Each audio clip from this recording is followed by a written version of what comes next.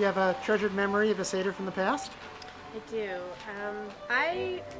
When I was a kid, my mom would make little place cards for every person that would come to our Seder, and she would make them look like little matzahs, sometimes pyramids and other things, but usually it was like a matzah with everybody's name. And so I still have those, and they're written in lots of handwritings. As I got older, I would help her. And I remember my grandpa, and my grandpa Abe in particular, being at our Seder after my grandma had died, and the years that he got to come was just really special, and I still have the card, the little matzah card that would go at his place with his name on it. When I was young, we always used to go to my Uncle John's house in Garfield, New Jersey.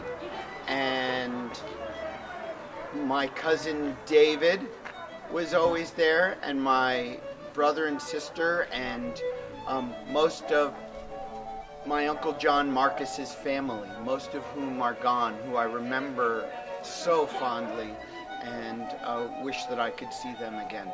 But that was a eye-opening and beginning of my love of Passover. I think my biggest memory is when our kids, Zachary, Madison, and Reed were,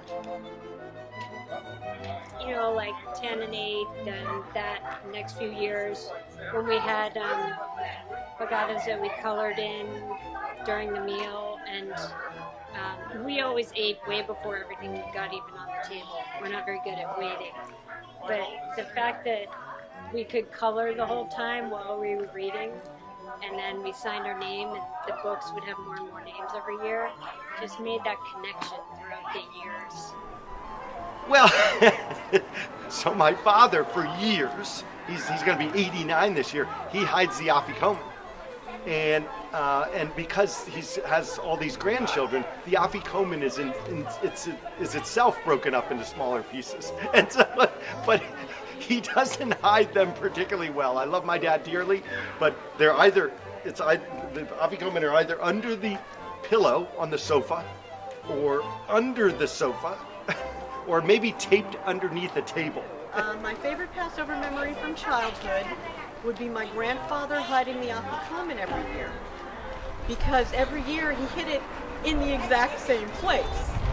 So every year my sister and I would go wandering around the apartment going, gee, I wonder where Pa put it this year. And then we'd go into the bathroom, lift up the toilet tank, and it would be taped to the top of the toilet tank, wrapped in plastic. And then you got to eat it. No, we generally didn't after that, just to be on the safe side. When I was a kid, my father asked every one of us to bring to this Seder something that represented freedom and liberation. And I was only about 7 or 8, and my mom suggested that I bring the Emancipation Proclamation, which I did and read at the Seder. When I was a kid, my oldest first cousin, Gary, was always in charge of hiding the afikomen, and all the younger kids had to go hunt for him. And he was exceptionally good at hiding it, and would leave these, give us these clues with riddles that were very open to misinterpretation. It was great fun. My favorite memory is when we decided at the last minute to have a Seder, and so we pulled it together from things that we had in our refrigerator and in our pantry, and that just so happened a friend who was traveling from far away drove by, and we offered them a place to stay, and they joined us for the Passover, and it was a really special memory. My treasured memory is really being with family and getting a chance to connect and do the same thing year in and year out, but then adding our own spin to it.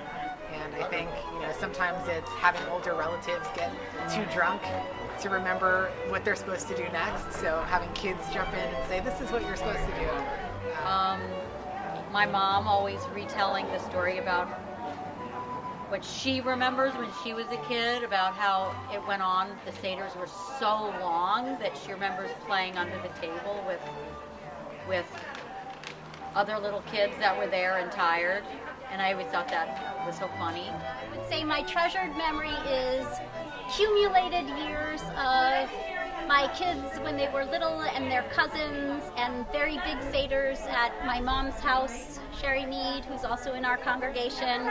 And if I could just, I try to emulate her. My brother is 4 years younger than me, and he was always the youngest at the Seder, and he refused to do the 4 questions. For years, he would never do them. And then finally, one year, he said, okay, if you want me to do the 4 questions, I will. He was 30 years old. Do you have a favorite Passover memory from childhood?